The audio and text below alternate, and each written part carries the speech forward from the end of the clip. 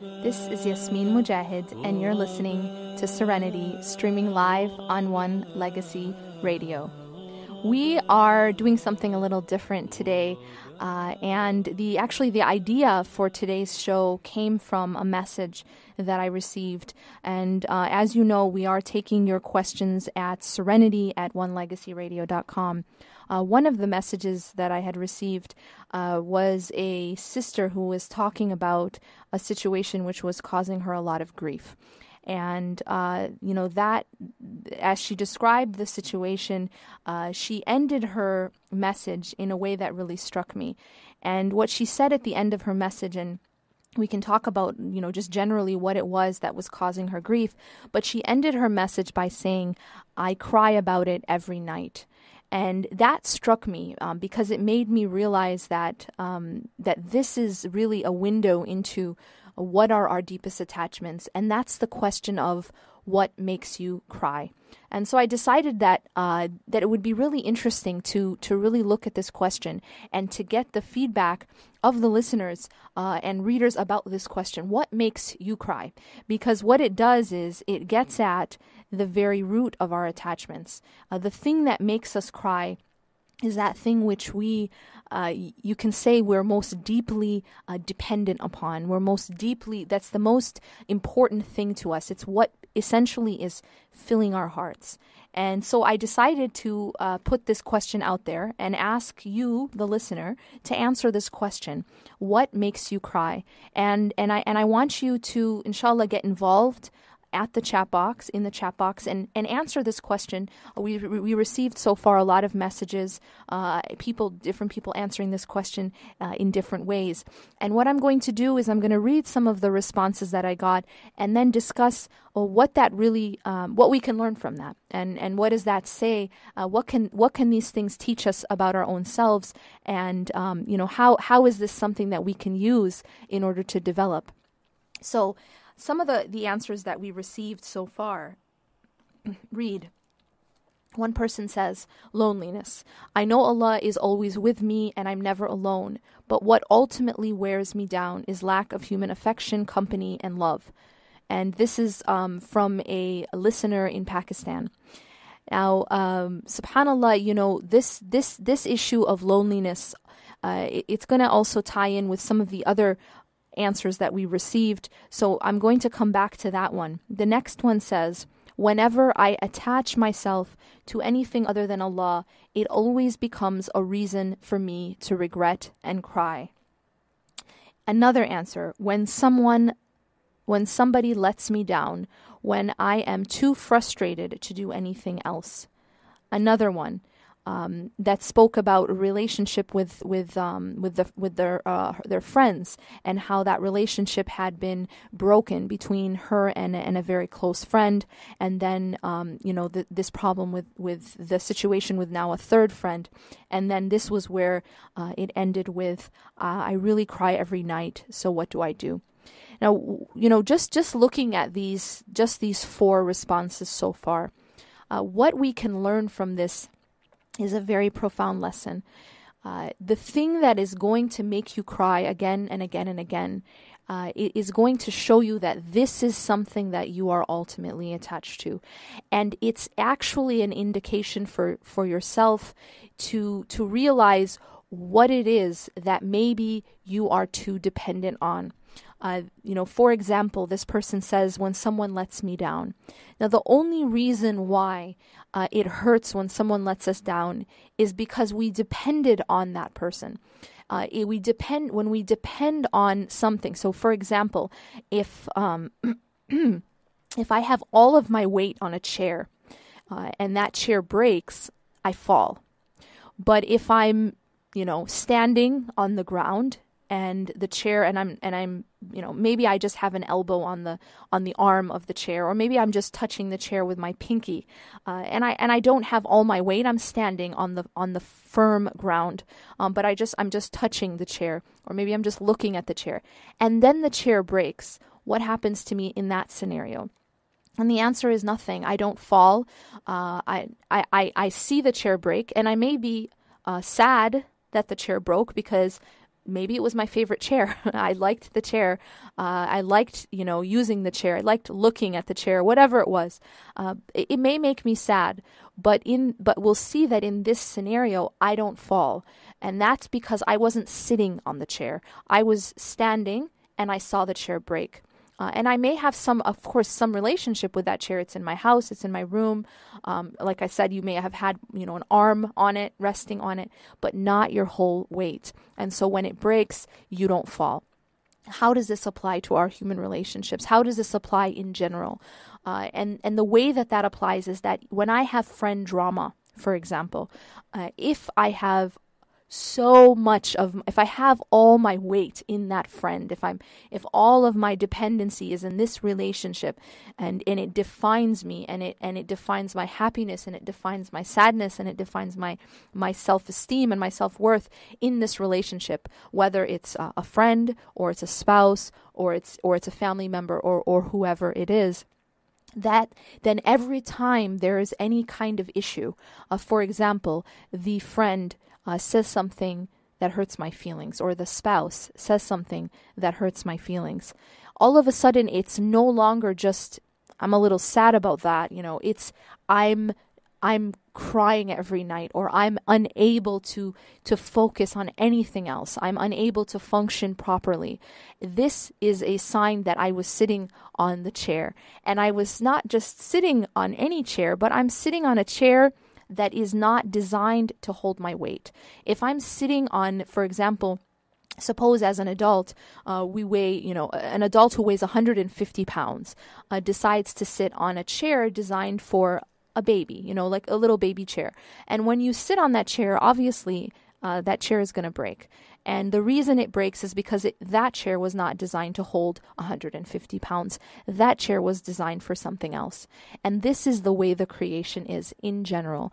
The creation, Allah subhanahu wa ta'ala made the creation as to fulfill a certain purpose. Just like that baby chair was created to fulfill a certain purpose.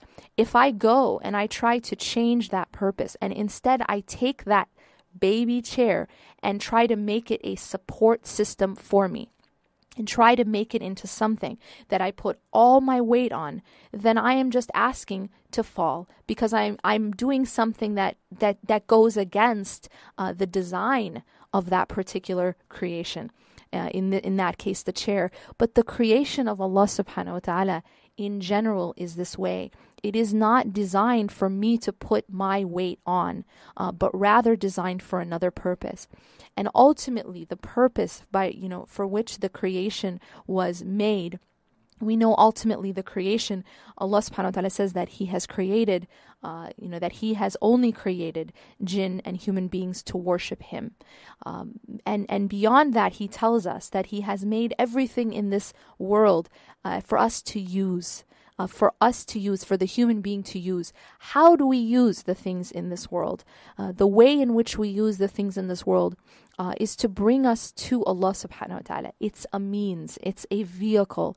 And not just, sometimes Allah subhanahu wa ta'ala, when you think about, for example, the relationship with your spouse or the relationship with your friend, there's also joy in that. One isn't going to say that this is just, I'm doing this for the sake of Allah. I don't need to enjoy this. There needs to be, there doesn't need to be, I can't enjoy this. This is just work. This is just work for Allah. And that's not true, because we know, for example, there's a hadith, or rather a verse in the Quran, an ayah, where Allah subhanahu wa ta'ala, it's a dua. ربنا هب لنا من أزواجنا وذرياتنا قرة أعين وجعلنا للمتقين إماما. You're asking in this dua that Allah subhanahu wa ta'ala gives you the gift of making your spouses and your children the coolness of your eyes. So there is joy in that. But even that joy itself is a means to Allah subhanahu wa ta'ala. What happens when my friend or my spouse is the coolness of my eyes? What happens when I receive joy from my relationship with my friend or from my spouse? What happens is, if viewed correctly, it becomes a source of gratitude. It becomes a trigger of gratitude in me, within me.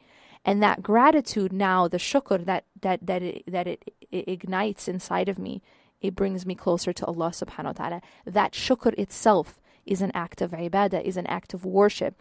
Shukr is an act of worship of the heart, that the heart is thankful to Allah subhanahu wa ta'ala.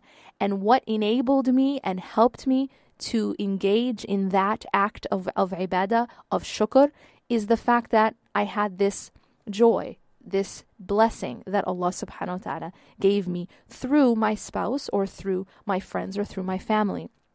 So one isn't, we don't see our relationships in this very, dry, sort of detached, in the sense of hard-hearted way, but rather the focus here has to do with where am I sitting? Where am I putting my weight? You can enjoy, and in fact, and this is what you will find when you study these answers, when you study what makes you cry, you will see that it is only when we misuse and abuse the creation of Allah subhanahu wa ta'ala in a way that it was never intended to be used, only then does it actually cause us pain. And only then does it go from being a potential source of coolness of the eyes to being just tears in the eyes and just pain. And it's because of me, oftentimes, that because I am using it in the wrong way, that I am trying to sit on this chair and it was never intended to hold my weight. And in the same way, our relationships with our spouses or our friends, you will find experientially that they change dramatically when you regain the proper balance in how you sort of face, or how you sort of use, or how you view that relationship. That relationship should be and can be a source of joy for sure. But the problem is now when I am, and this is kind of where I want us to begin to understand, when I am at my lowest point, just to give us an idea where we sometimes go off. When I am at my lowest point, where do I turn first? When I am most afraid, or when I am most sad, or when I am most desperate or in need of help, where do I turn first? Oftentimes, the place that we turn first is to the creation. And maybe it's to that person who is nearest to me, whether it's a spouse or maybe a friend or a family member. And it's that person that I turn to at that point. Those who have experienced this, there's a very interesting phenomenon that's attached to this. And that is that when you're at your lowest point and you're most helpless and most in need, and you turn to the creation first before the creator, you will find something very interesting happening. That person or that thing or whatever of the creation that you turn to will let you down. And this is just like a rule.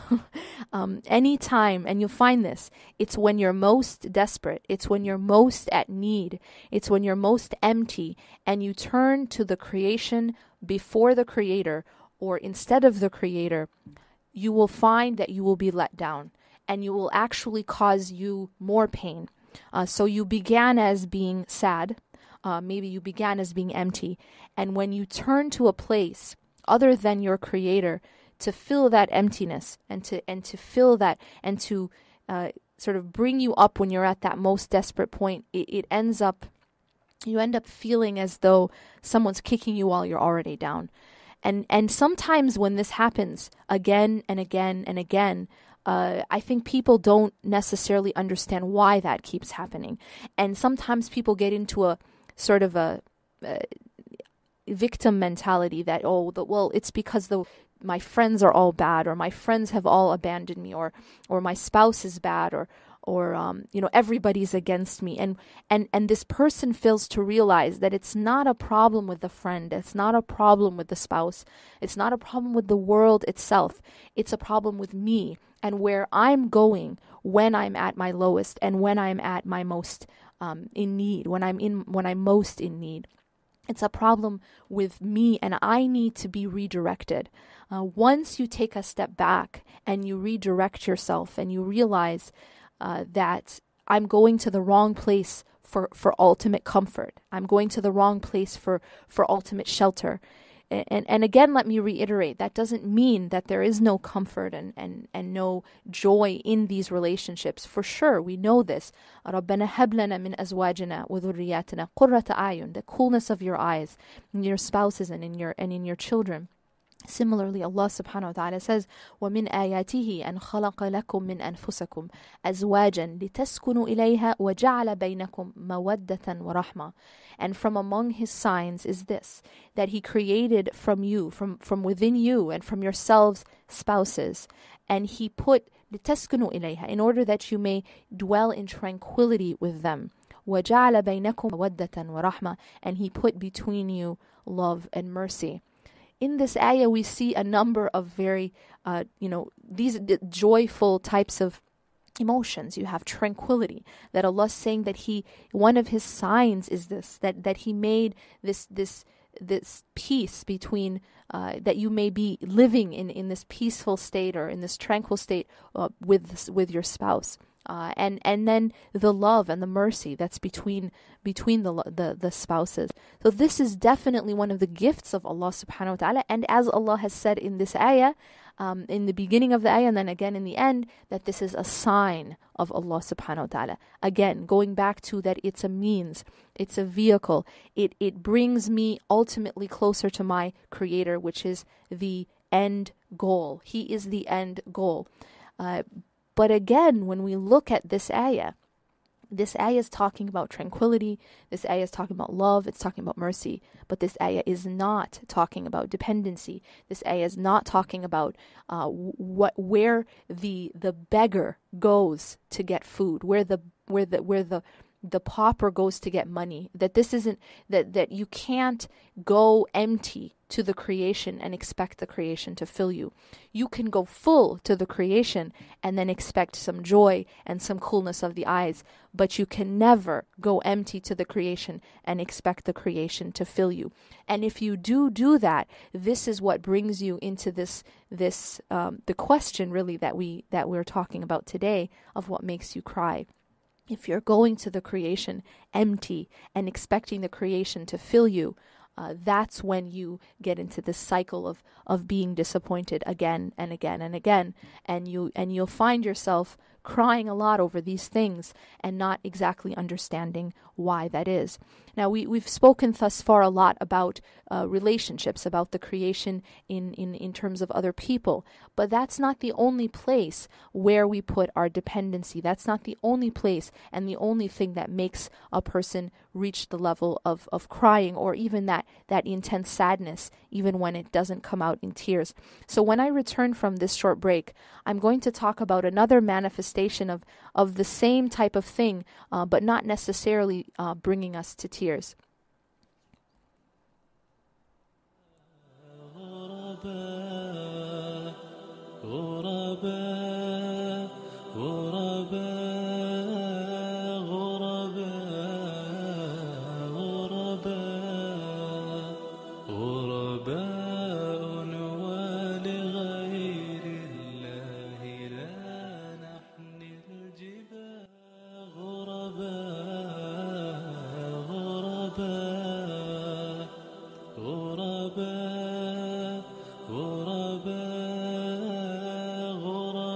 Assalamu alaikum. This is Yasmin Mogahed, and you're listening to Serenity, streaming live on One Legacy Radio. So we are taking your questions in the chat box, and the question that we are asking our listeners today is, what makes you cry? And we're discussing what those answers show about ourselves and about our attachments. And one of the comments or the questions we got in the chat box kind of made me laugh. It says, "Is this a woman's radio station?" And it's interesting that this question comes up. The answer is no. It's not a woman's radio station. It's for both men and women. But I think I understand where this question is coming from, and that's actually interesting, because what I was planning on doing next was to talk about different manifestations of this same sort of emotion, but how it may manifest itself in men. Usually when people hear about someone crying, they think, that's for women, right? But, to that point, I just want to I want to mention when we look at, for example, the companions of the Prophet ﷺ, we know that one of the greatest companions ever to live was Abu Bakr Siddiq, and his nickname was Al-Bakka, the one who cries a lot. It's a exaggerated form of the word crying, to cry. We know that when the Prophet ﷺ cried, when he had the death of his son, and when people looked at him, and they, the companions, the men at that time also had this similar idea of that's not very manly. And the Prophet ﷺ, when they said, they asked him, like, what is this? And he said that this is the mercy that Allah subhanahu wa ta'ala puts in the hearts of the believers. That there isn't that there's a lot of times there's this connection between weakness and crying, and that's something that needs to be redefined. That crying and weakness are not obviously connected, or Abu Bakr radiallahu anh would not have been called al-Bakka, and Umar radiallahu anh would not have had marks of tears on his face. But what we are speaking about that does cause weakness is whenever we depend on something other than Allah subhanahu wa ta'ala with all of our weight. And the crying is separate. The crying can or cannot. Sometimes the crying is an indication, depending on what it is that's causing us to cry, or what is it that's causing us to be upset. But we have to be very careful. It's not the crying itself that's the issue. Crying can be an indicator of our attachments, but at the same time, crying may also be an indicator of a heart that's alive. We know that if the heart is if a person is able to cry, for example, at the remembrance of Allah subhanahu wa ta'ala, or in out of fear of Allah, this is something extremely beloved to Allah subhanahu wa ta'ala. In fact, there's a hadith that says that that for a believer to cry out of fear of Allah subhanahu wa ta'ala is greater than everything that exists in the heavens and the earth. That the value of those tears, when they're for Allah's sake, is greater than everything in the heavens and the earth. So that the tears themselves are not the issue. The issue is the attachment. The issue is that I'm putting my dependency on something other than Allah. And this is where I want to sort of talk about different manifestations of that dependency. It doesn't always come out in terms of tears. And kind of this is where we've put women into a category, or women are, they're the ones always crying. They're just so emotional. But what we've forgotten is that there's another emotion which is kind of another manifestation of being really disappointed or being really upset, and that's anger. And sometimes from the time they're very, very young, boys are actually taught that it's not acceptable to show your emotions in other ways. It's not acceptable to cry. It's not acceptable to be too affectionate. There's a lot of things that boys are taught that are not acceptable for them to do as men. And so what ends up happening is that boys oftentimes grow up only able to exhibit one emotion for every other emotion. So for example, when we're sad, you might cry, and when you're you might feel a totally different, embarrassed, for example, then you might react differently. Maybe your face will turn, red. When you're angry, you might react differently.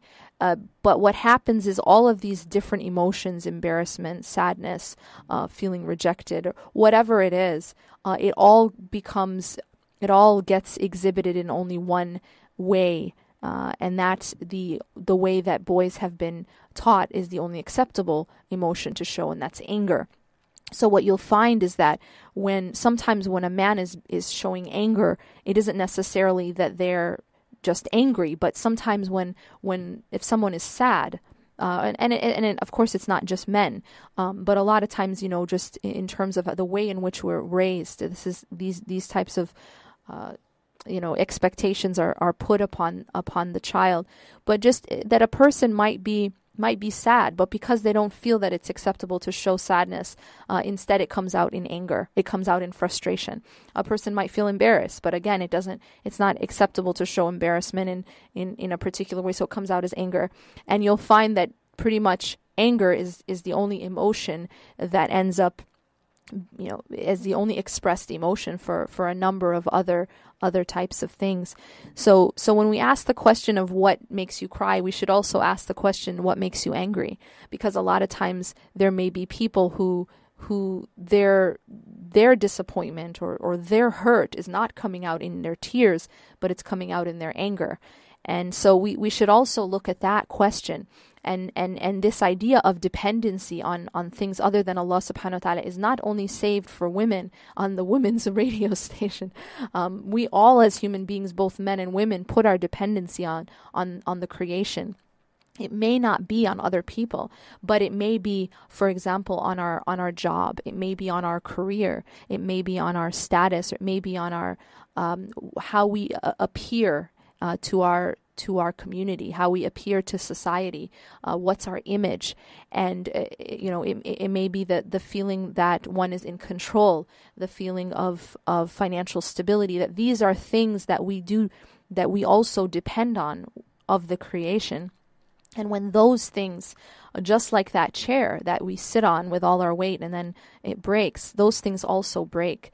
And you'll find that the response to that is very similar. It may not be that the person cries, but maybe the person becomes angry. And that's just a different type of expression of the same thing. I put my dependency on something other than Allah. I put my dependency on the creation and it let me down. My job let me down. My career let me down. My status, it let me down. My status symbols, maybe, that I'm very, very attached to certain status symbols, how I appear in front of society, power, the need for power, the love of status, these kinds of things. When those things break, when my career isn't working out, or, I'm not able to achieve the type of, I'm not able to produce as much as I had expected or is expected of me. These things, when they let us down, we also break inside, but it's manifested in a different way at times, sometimes through anger. And so the same rule applies here. And you'll find that those things that make you angry most also are indications of false attachments or false dependencies that we have. And just recently I read this article about a man who, it was actually two different stories, and they were both in the times of India. And one of the stories was about a woman who, this was a couple years ago, a woman who was not able to give birth, and I think she had been trying for 19 years. And so what she did was she lit herself on fire, and that's how she committed suicide. And it was because she was not able to conceive for 19 years. And in another story, there was a father, and he had tried a number of times. They were having some financial difficulty, and he had tried a number of times to dig down to try to get water from they were having a drought, and he was trying to dig down. So he put in a lot of investment into digging to get water, and he did it once and it didn't work, and he did it again and it didn't work, and he did it a couple times, and each time it failed.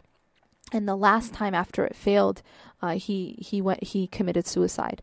And so what are these stories, and how do we, these are very tragic stories, but what is it that's happening here, and what is it that we can reflect about in these stories? You'll find that these are attachments. These are things that that a person became so dependent on, that a person became so attached to, and when it broke, when it let the person down, when the woman could not have children, or the man could not support his family financially, or his career, he wasn't able to make the money he needed to make, or he wasn't able to have a particular status maybe in society because of that money, that when those things didn't work out, the person broke. They fell and they broke, and there was no more reason or even the ability to go on with life.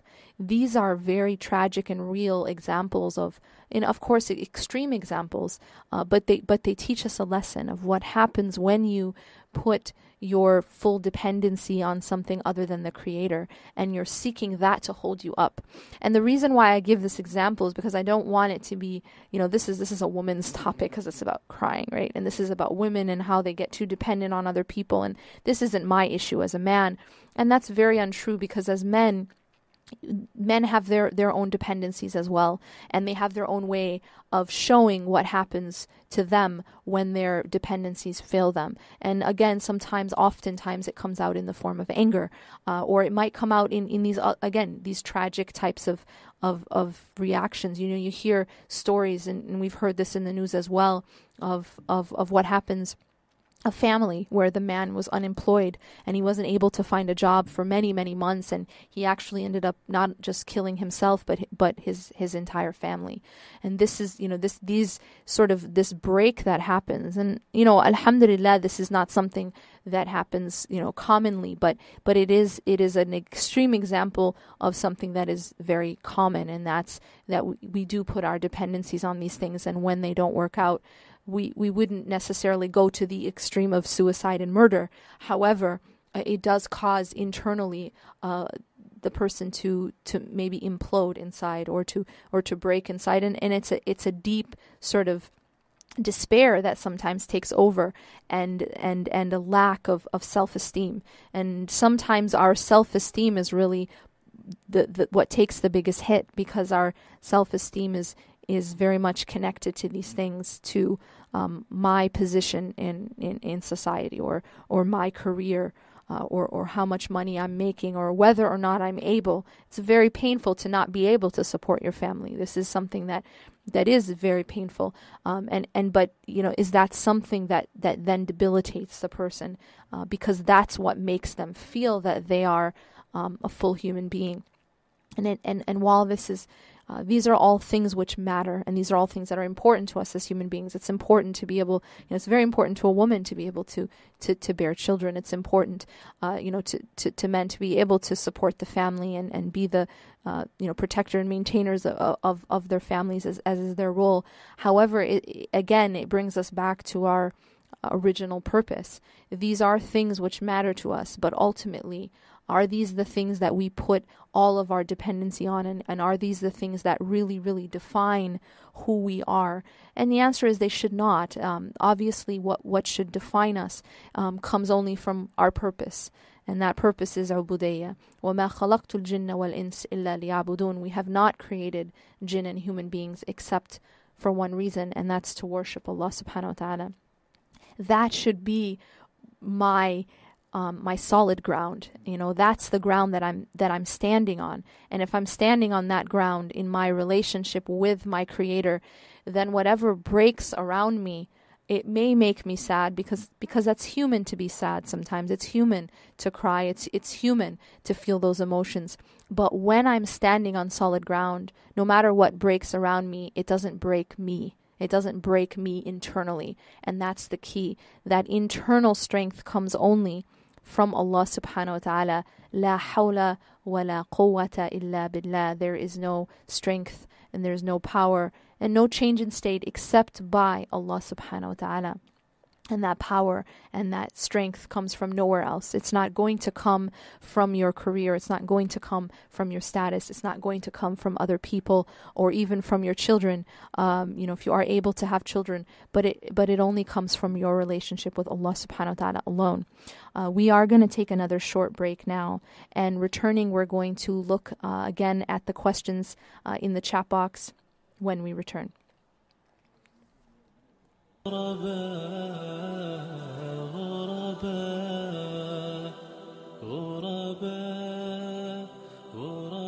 Assalamu alaikum. This is Yasmin Mogahed, and you're listening to Serenity, streaming live on One Legacy Radio.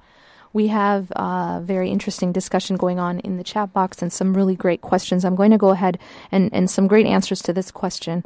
I'm going to go ahead and read some of them. One of them says, I feel like crying when I think about a lost love. I try to forget about it and that person, and I've become closer to God in the process of letting that person go. But sometimes my mind and thoughts stray and my nafs gets the best of me. What can I do? Well, this is, I think a lot of people can relate to this. And first, that the first aspect here that I think should be reflected upon is what is making the person cry to begin with. And the answer was reflecting about Allah's love. Again, it was something that one gave themselves to. That going to the creation empty, and when that's not filled, it creates a very, very painful implosion inside.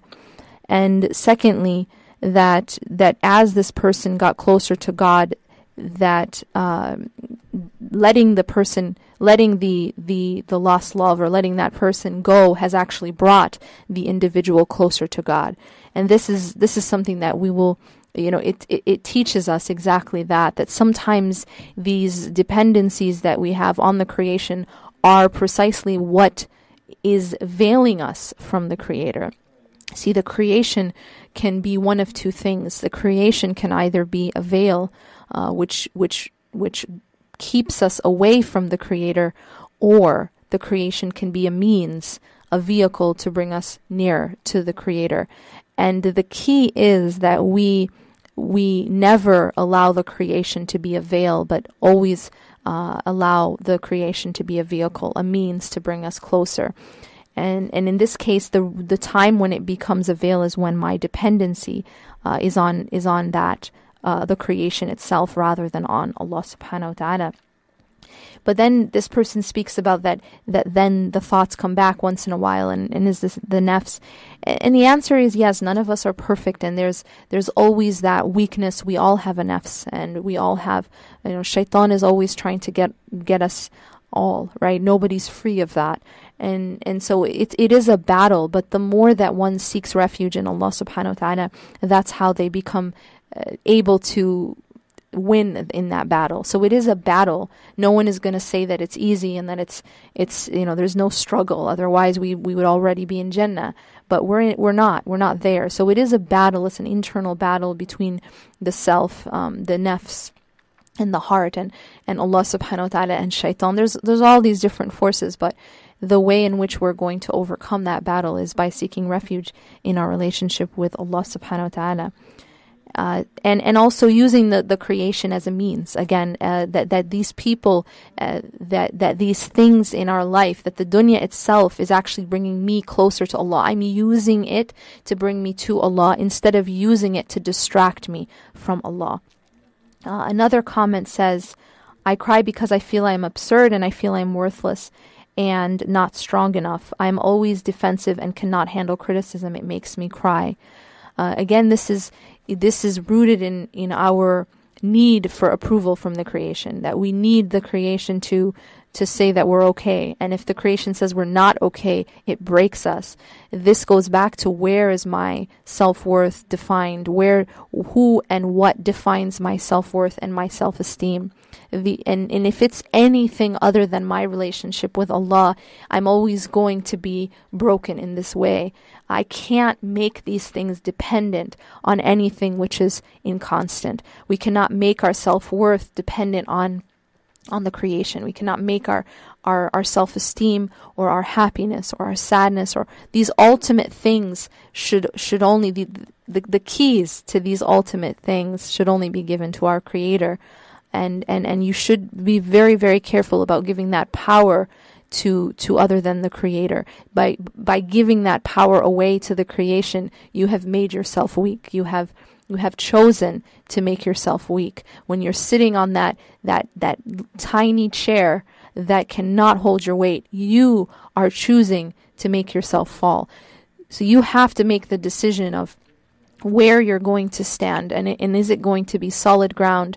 What you're holding on to, is it solid? Allah subhanahu wa ta'ala says, وَمَنْ يَكْفُرُ بِالطَّاغُوتِ وَيُؤْمِنْ بِاللَّهِ فَقَدْ اسْتَمْسَكَ بِالْعُرْوَةِ الْوُثْقَى لَا انْفِصَامَ لَهَا.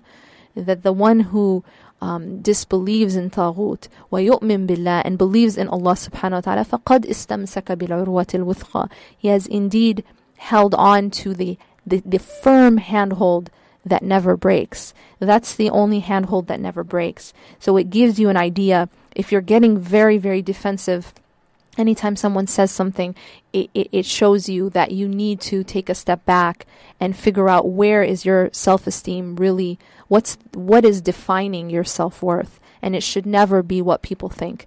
It should only be, where are you with your Creator? Another person writes, I get into trouble a lot with my family for being, quote, emotional. I don't even think I'm that bad, but it hurts so much. I think I lost that one. Went to the next. We have, alhamdulillah, so many. Okay. So, so I don't think it's that bad, but it hurts so much more. It's not something that I'm ashamed of, being sensitive, but I just learn, I need to learn how to deal with it, how to control it, like you would control anger or anything else. I think this person makes a good point. The fact that this person is sensitive is a double-edged sword. It's something that, it's one of those traits. Being sensitive is actually a trait that can make you extremely strong and extremely powerful and extremely, effective in your journey to Allah subhanahu wa ta'ala. Without that sensitivity, without a heart that feels the remembrance of Allah, that person will not be able to connect with their Creator. However, if that sensitivity is used in the wrong way, or if that sensitive heart is given to the wrong hands, then you have you can have a potentially very big problem. So the question here is, how are we using these traits that Allah has given us? These are gifts that Allah has given us. If Allah has made you sensitive, thank Allah subhanahu wa ta'ala for making you sensitive, because Allah describes the believers as those who, when the remembrance of Allah, when they hear Allah mentioned, wajalat qulubuhum, their hearts are feel that tremor, right? This moves the heart.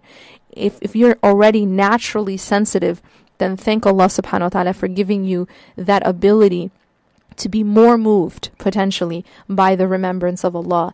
But be careful, because that sensitivity, if used in the wrong way, if used for the creation, if basically thrown in the hands of the creation, then it no longer becomes a strength, but becomes a weakness.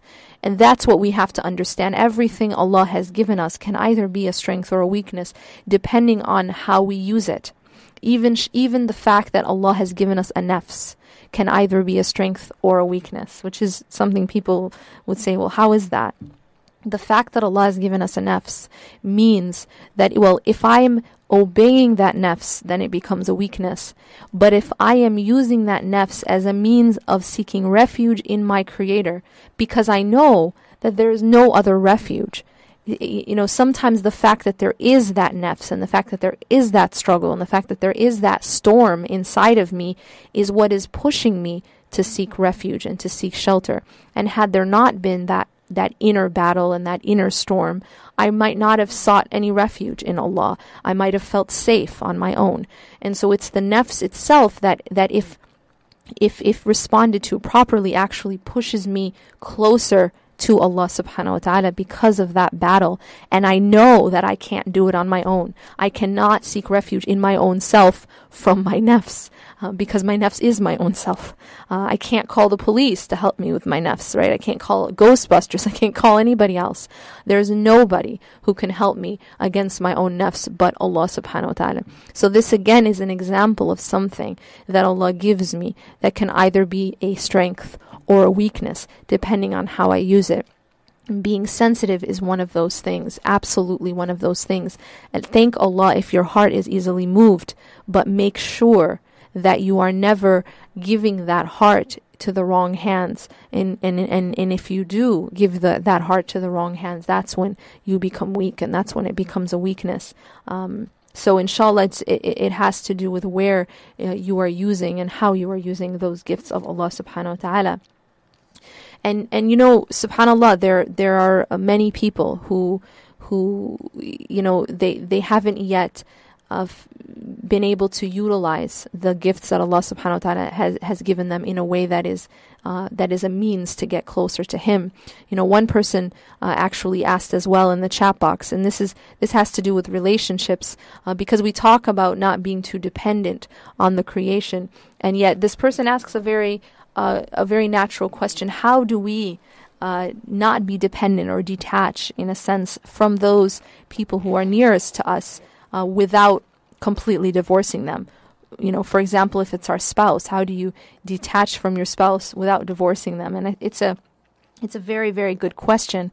And this is where we talk about the difference between dependency and qurrat ayun, for example, or the difference between dependency and the coolness of the eyes, the difference between the air in my lungs and the coolness in my eyes, the difference between mawadda and rahma, love and mercy, and air, food, water, things that I need in order to survive. And the problem that we face oftentimes as both men and women is that when we do enter into this relationship, we do not do it in the proper way. We do not have the proper balance, and we become too dependent on our spouses. We become too dependent on our children to fill us.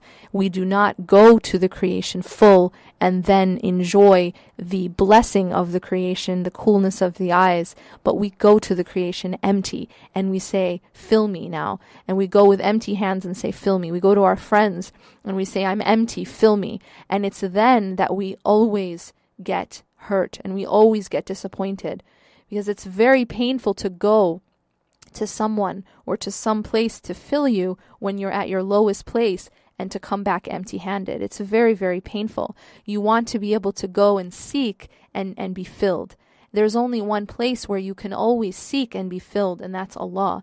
When you're broken or you're really, really empty, and you go to Allah and you seek from Him, He always fills you. But when you're empty and you're broken and you go to the creation to fill you, you only come back more empty. And that's where we have to start to learn. It isn't a problem with the creation. It isn't a problem with my friends. They're just bad friends, right? They're not there for me. And a lot of times that's how we understand it.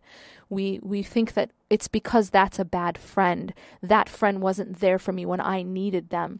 And we don't realize that that's not what that friend was created to do. That friend, yes, that friend can be a support for you. That spouse can be a support for you. But if you're putting all your weight on a chair that was not meant to hold you up, it's going to break. And you cannot blame the chair. You cannot blame the chair when you sat with your full weight on something that was intended to hold 10 pounds and you put 150 pounds on it. You can't then turn and blame the chair because it wasn't a good chair or it wasn't strong enough. So we really cannot blame our friends or our spouses or these things, the community. The community isn't doing this for me or that for me. We can't blame those things because that wasn't their intended purpose. Allah subhanahu wa ta'ala has said that the only place, the only handhold that never breaks is the handhold of Allah subhanahu wa ta'ala. And everything else is something that comes and goes. And this is the temporary nature of the creation. So in asking this question, just to kind of bring it all back of what makes you cry or the related question of what makes you angry, it's getting at this inner dependencies these inner dependencies that we have, the deep attachments that we have. And so I hope that what we can do with these answers and looking internally and asking our own selves, what are those things that have the ability to break me again and again and again, or the ability to make me angry again and again and again, and be able to really, really understand, is it a problem of where I am putting my weight? Is it a problem of where I am depending? Or because it isn't the creation itself that's faltering, but it's doing what it was made to do. A chair that can't hold your weight is breaking because that's what it was made to do. It wasn't made to hold you up. So I hope that inshallah that this was an opportunity for us to look inside and to really, really examine where is it that we are, why are we going through these continuous cycles? Why do we continuously again and again, and it becomes sort of a repeated pattern in our life? And I think that a lot of it has to do with this very, very important question: where is our ultimate attachment and where is my dependency? If we come back to Allah subhanahu wa ta'ala and make Allah the place we go with our empty hands, the place we go with our need, then we'll find a lot more stability in our life. We'll find a lot more, of an ability, of the ability to not go through these ups and downs, these constant ups and downs and drama that unfortunately we sometimes end up falling into. And that's because Allah subhanahu wa ta'ala is the only thing that's constant. I want to, inshallah, just end with a dua asking Allah subhanahu wa ta'ala to make it easy on all of those who are suffering all over the world, all of those who are crying, all of those who are broken. And we ask Allah subhanahu wa ta'ala to bring us closer to Him and to mend all of the hearts that are broken, all of the lives that are broken. Inshallah, I will be, on this topic of mending the heart and reclaiming the heart.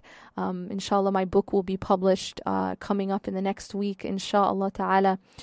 You can look out for it online. It's called Reclaim Your Heart. And I will be posting as well how you can order. I hope that inshallah this is something that can benefit others, because it's something that I personally had to learn from experience. And while experience, I believe, is one of the best teachers, it's also one of the most painful teachers. So I hope that inshallah there's benefit in something that I can share from my own experience in order to help others not necessarily have to go through the same process that I did in order to learn it. أقول قولي هذا واستغفر الله لي ولكم إنه غفور رحيم والسلام عليكم ورحمة الله وبركاته.